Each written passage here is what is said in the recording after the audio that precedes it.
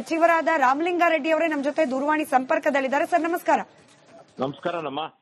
BBMP ಇನ್ನು ಮುಂದೆ greater Bengaluru ಪ್ರಾಧಿಕಾರ, ಆದ್ರೆ ವಿರೋಧ ಪಕ್ಷಗಳು ಒಂದಷ್ಟು ಅಸಮಾಧಾನಗಳಿತ್ತು, ಈಗ ಎಲ್ಲವೂ ಸರಿ ಹೋಯ್ತಾ ಅಂತ ಹೇಳಿ? ಈಗ ಗ್ರೇಟರ್ ಬೆಂಗಳೂರು ಮಾಡಬೇಕು ಅಂತೇಳಿ ವಿಧಾನಸಭೆಯಲ್ಲಿ ಸರ್ವ ಸದಸ್ಯರ ಸಮಿತಿಯನ್ನ ಮಾಡಿ ವಿಧಾನ ಪರಿಷತ್ನನ್ನು ಸೇರಿಸಿ ನಮ್ಮ ರಿಜ್ವಾನ್ ಅರ್ಷದ್ ಅವರ ಅಧ್ಯಕ್ಷತೆಯಲ್ಲಿ ಒಂದು ಸಮಿತಿ ಮಾಡಿ ರಿಪೋರ್ಟ್ ಕೊಟ್ಟರು. ಆ ರಿಪೋರ್ಟ್ ಮೇಲೆ ವಿಧಾನಸಭೆಯಲ್ಲಿ ವಿಧಾನ ಪರಿಷತ್ತಲ್ಲಿ ಚರ್ಚೆ ಆಗಿ ಪಾಸ್ ಆಗಿತ್ತು. ಮತ್ತೆ ಇವರು ಗವರ್ನರ್ ಅವರು ಕೂಡ ಈಗ ಸಹಿ ಹಾಕಿರೋದ್ರಿಂದ ಈಗೇನಾಗುತ್ತೆ, ನಾಳೆಯಿಂದ ಅಸ್ತಿತ್ವಕ್ಕೆ ಬರುತ್ತಮ್ಮ. ಇದೆ ನಾನು ಈ ಕಾರ್ಪೊರೇಟರ್ ಆಗಿದೆ 2083ರಲ್ಲಿ. ಆಗ ಬೆಂಗಳೂರಿನ ಜನಸಂಖ್ಯೆ ಕೇವಲ 20 ಲಕ್ಷಕ್ಕಿಂತಲೂ ಹತ್ತತ್ರ ಅಷ್ಟೇ ಇದ್ದಿದ್ದು, 20 ಲಕ್ಷ ಇತ್ತು. ಈಗೇನಾಗಿದೆ 1,40,00,000 ಆಗಿದೆ. ಮತ್ತೆ ಬೆಂಗಳೂರು ಬಿಟ್ಟು ಇನ್ನೂ ಆಚೆಗೆ ನೀವು ಬೆಂಗಳೂರಿಗೆ ಒಂದು 14-15 ರಸ್ತೆಗಳು ಬೆಂಗಳೂರಿಗೆ ಸೇರುತ್ತೆ ಅಥವಾ ಬೆಂಗಳೂರಿಂದ ಆಚೆ ನಗರಗಳಿಗೆ ಹೋಗುತ್ತೆ. 25-30 ಕಿಲೋಮೀಟರ್ ಅಷ್ಟು ಉದ್ದಕ್ಕೂ ಕೂಡ ನಾವೆಲ್ಲಿ ನೋಡಿದ್ರು ಕೂಡ ಅಪಾರ್ಟ್ಮೆಂಟ್ಸು, ವಿಲ್ಲಾಸು, ಸೈಟ್ಗಳು ಎಲ್ಲ ಆಗ್ತಾ ಇದೆ. ಅಂದ್ರೆ ಬೆಂಗಳೂರು ಇನ್ನೂ ಬೆಳೆಯುತ್ತೆ ಅಂತ ಅರ್ಥದಲ್ಲಿ ಇದನ್ನ ನಾನು ಹೇಳ್ತಾ ಇದ್ದೀನಿ.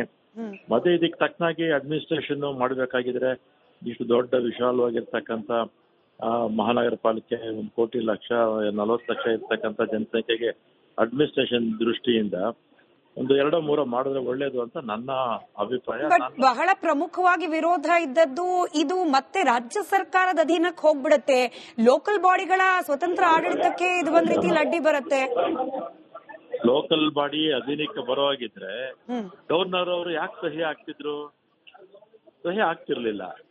ಎಲ್ಲೂ ಕೂಡ ಯಾವುದೇ ಅಚಾತುರ್ಯ ಆಗ್ಬಾರ್ದು, ಮತ್ತೆ ಕೋರ್ಟ್ಗೆ ಯಾರನ್ನು ಹೋದ್ರೂ ಕೂಡ ಏನು ತೊಂದರೆ ಆಗ್ಬಾರ್ದು ಅಂತಾನೆ ಬಹಳ ಹುಷಾರಾಗಿ ಮಾಡಿದಾರಮ್ಮ.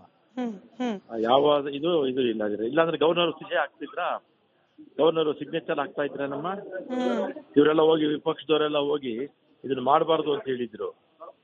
ಅಶೋಕ್ ಅವ್ರ ನೇತೃತ್ವದಲ್ಲಿ, ನಾರಾಯಣಸ್ವಾಮಿ ಅವ್ರ ನೇತೃತ್ವದಲ್ಲಿ ಗವರ್ನರ್ ಭೇಟಿ ಮಾಡಿ ಅನುಮತಿ ಕೊಡಬಾರ್ದು ಅಂತ ಹೇಳಿದ್ರು.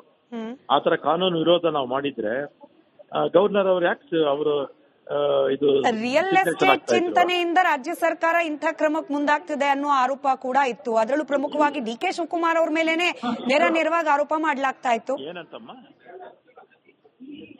ಹಲೋ, ಏನಂತ ಆರೋಪ ಮಾಡ್ತಾರೆ? ರಿಯಲ್ ಎಸ್ಟೇಟ್ ಹುನ್ನಾರ ಇದೆಲ್ಲವೂ ಕೂಡ ಅಂತ ಹೇಳಿ, ಭೂಮಾಫಿಯಾಗೋಸ್ಕರ ಇದೆಲ್ಲ ಮಾಡ್ತಿದ್ದಾರೆ ಅಂತ. ಈಗ ಒಂದು ವಿರೋಧ ಪಕ್ಷದವರು ಕೆಲಸನೂ ಮಾಡಲ್ಲ, ಆಮೇಲೆ ಕೆಲಸ ಮಾಡೋರ್ನ ನೋಡಿ ಅವರು ಸಹಿಸೋದು ಇಲ್ಲ. ಆಮೇಲೆ ಇವರು 2008ರಲ್ಲಿ ಅಧಿಕಾರಕ್ಕೆ ಬಂದಾಗ ಆಗ ಅಡ್ಮಿನಿಸ್ಟ್ರೇಟರ್ ಹಾಕಿದ್ರು. ಸುಮಾರು 3 ವರ್ಷಗಳ ಕಾಲ ಅವಾಗ ಎಲೆಕ್ಷನ್ ಮಾಡಿರ್ಲಿಲ್ಲ. ಮೊನ್ನೆನೂ ಕೂಡ ಇವರು 2000 ಈ ಅವಧಿ ಮುಗಿದ ಮೇಲೆ ಸುಮಾರು 3 ವರ್ಷ 8 ತಿಂಗಳ ಕಾಲ ಅವರು ಎಲೆಕ್ಷನ್ ಮಾಡಿರಲಿಲ್ಲ. ಅದಾದ್ಮೇಲೆ ನಮ್ದು ಕೂಡ ಕಂಟಿನ್ಯೂ ಆಗಿತ್ತು. ಆಮೇಲೆ ರಿಯಲ್ ಎಸ್ಟೇಟ್ಗೂ ಬೃಹತ್ ಬೆಂಗಳೂರಿಗೂ ಸಂಬಂಧ ಏನಮ್ಮ? ಇದೇನು ವಿಶಾಲ? ಹಾಗಾದ್ರೆ 100 ಹಳ್ಳಿನ ಸೇರ್ಸಿದ್ರಲ್ಲ ಇವರು ಸಮ್ಮಿಶ್ರ ಸರ್ಕಾರ ಇದ್ದಾಗ ಬೆಂಗಳೂರಿಗೆ. ಆಗ ಯಾವ ಉದ್ದೇಶದಿಂದ ಸೇರ್ಸಿದ್ರು? ರಿಯಲ್ ಎಸ್ಟೇಟ್ ಉದ್ದೇಶಕ್ಕೆ ಸೇರ್ಸಿದ್ರ 100 ಹಳ್ಳಿನ ಇವರು? 100 ಹಳ್ಳಿನ ಸೇರಿಸ್ರೋ ಇಲ್ವೋ? 100 ಹಳ್ಳಿ ಸೇರಿಸಿದಾಗ ಯಾವ ದೃಷ್ಟಿಯಿಂದ ಮಾಡಿದ್ರು ಇವರು?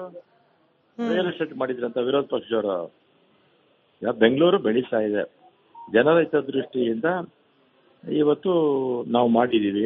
ಈಗ ಹಿಂದೆ ಎಲ್ಲ ನಮ್ಮ ಕರ್ನಾಟಕದಲ್ಲಿ 19 ಜಿಲ್ಲೆ ಮಾತ್ರ ಇತ್ತು, ಈಗ 31 ಜಿಲ್ಲೆ ಆಗಿಲ್ವಾ? ಅಡ್ಮಿನಿಸ್ಟ್ರೇಷನ್ ದೃಷ್ಟಿಯಿಂದ ಮಾಡಿದ್ದೀವಿ. ಈಗ ನಮ್ಮ ದೇಶದಲ್ಲೂ ಅಷ್ಟೇ, ಸ್ವಾತಂತ್ರ್ಯ ಬಂದಾಗ ಎಷ್ಟು ರಾಜ್ಯಗಳಿತ್ತು, ಈಗಲೂ ಅಷ್ಟೇ ಇದೆಯಾ? ಈಗಲೂ ಬೇಕಾದಷ್ಟು ಹೊಸ ರಾಜ್ಯಗಳೆಲ್ಲ ಆಯ್ತಲ್ಲ. ಇನ್ನು ಕಡೆದಾಗಿ ಸರ್, ಕೆಲ ನಾಗರಿಕ ವೇದಿಕೆಗಳು ಕೂಡ ಇದನ್ನ ಸುಪ್ರೀಂ ಕೋರ್ಟ್ ನಲ್ಲಿ ಚಾಲೆಂಜ್ ಮಾಡ್ತೀವಿ, 74ನೇ ಸಂವಿಧಾನದ ಪರಿಚಯದಕ್ಕೆ ವಿರೋಧವಾಗಿದೆ, ಲೋಕಲ್ ಬಾಡಿಗಳ ಪವರ್ಸ್ ಅನ್ನ ಕಿತ್ಕೊಳ್ಳೋ ರೀತಿಯಲ್ಲಿದೆ ಅಂತ ಹೇಳಿ ಕೆಲ ಸುಪ್ರೀಂ ಕೋರ್ಟ್ ಹೋಗೋ ಚಿಂತನೆ ಕೂಡ ಕೆಲ ಈ ನಾಗರಿಕರ ವೇದಿಕೆಗಳು ಮಾಡ್ತಾ ಇದೆ. ಪರ ಮಾಡೋರು ಇದಾರೆ, ವಿರೋಧ ಮಾಡೋರು ಇದಾರೆ. ಆದ್ರೆ ನನ್ನ ಅನುಭವದಲ್ಲಿ ನಾನು 83ರಲ್ಲಿ ಕಾರ್ಪೊರೇಟರ್ ಆಗಿತ್ತು, ಆಮೇಲೆ 8 ಸಲ MLA ಆಗಿದ್ದೀನಿ. 42 ವರ್ಷದಿಂದ ಮಹಾನಗರ ಪಾಲಿಕೆಯಲ್ಲಿ ಇದ್ದೀನಿ. ನಾನು ಮಹಾನಗರ ಪಾಲಿಕೆ ವಿಧಾನಸಭೆಯಲ್ಲಿ ನನ್ನ ದೃಷ್ಟಿನಲ್ಲಿ 3 ಮಾಡಿದ್ರೆ ಒಳ್ಳೇದು, ಪಬ್ಲಿಕ್ ದೃಷ್ಟಿಯಿಂದ, ಬೇರೆ ಯಾವ ದೃಷ್ಟಿಯಿಂದ ಅಂತಲ್ಲ. ಜನಕ್ಕೆ ನಾವು ಒಳ್ಳೇದು ಮಾಡೋದಕ್ಕೆ ಸರ್ಕಾರ ಮತ್ತೆ ಮಹಾನಗರ ಪಾಲಿಕೆ ಜನ ಒಳ್ಳೆ ಮಾಡೋದಕ್ಕೆ ಇರಬೇಕು. ಒಳ್ಳೆ ಸಮರ್ಪಕ ರಸ್ತೆಗಳು, ಒಳ್ಳೆ ಅಡ್ಮಿನಿಸ್ಟ್ರೇಷನ್, ಕುಡಿಯೋ ನೀರು, ಸ್ವಚ್ಛತೆ, ಸ್ಟ್ರೀಟ್ ಲೈಟ್ಸು, ಇದೆಲ್ಲ ಕೂಡ ಚೆನ್ನಾಗಿ ನಾವು ಕೊಡ್ಬೇಕಾಗಿದ್ರೆ ಜನಕ್ಕೆ ಅಡ್ಮಿನಿಸ್ಟ್ರೇಷನ್ ಬಿಗಿ ಇರಬೇಕು. ಒಂದೆರಡು 3 ಕಾರ್ಪೊರೇಷನ್ ಆದ್ರೆ ಖಂಡಿತ ಅಡ್ಮಿನಿಸ್ಟ್ರೇಷನ್ ಬಿಗಿ ಇರುತ್ತೆ, ಜನಕ್ಕೆ ಅನುಕೂಲ ಆಗುತ್ತೆ. ವಿಪಕ್ಷದವರು ಅವರು ಈ ಇದು ಹಾವು ಮುರಿಬಾರ್ದು ಕೋಲು ಹಾವು ಸಾಯಬಾರ್ದು ಕೋಲು ಮುರಿಬಾರ್ದು ಅಂತಾರಲ್ಲ, ಆ ರೀತಿ ಅವರು ಮಾಡ್ತಾರಮ್ಮ.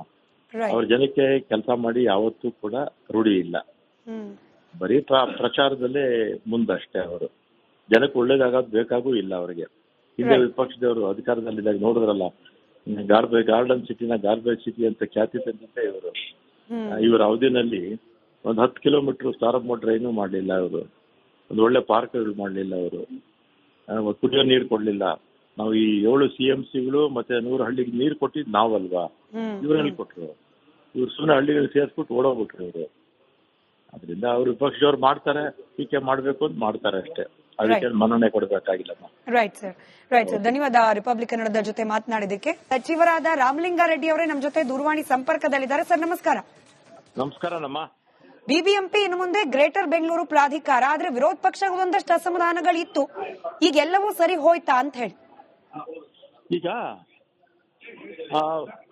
ಗ್ರೇಟರ್ ಬೆಂಗಳೂರು ಮಾಡಬೇಕು ಅಂತೇಳಿ ವಿಧಾನಸಭೆಯಲ್ಲಿ ಸರ್ವ ಸದಸ್ಯರ ಸಮಿತಿಯನ್ನ ಮಾಡಿ ವಿಧಾನ ಪರಿಷತ್ ಅನ್ನು ಸೇರಿಸಿ ನಮ್ಮ ರಿಜ್ವಾನ್ ಅರ್ಷದ್ ಅವರ ಅಧ್ಯಕ್ಷತೆಯಲ್ಲಿ ಒಂದು ಸಮಿತಿ ಮಾಡಿ ರಿಪೋರ್ಟ್ ಕೊಟ್ಟರು.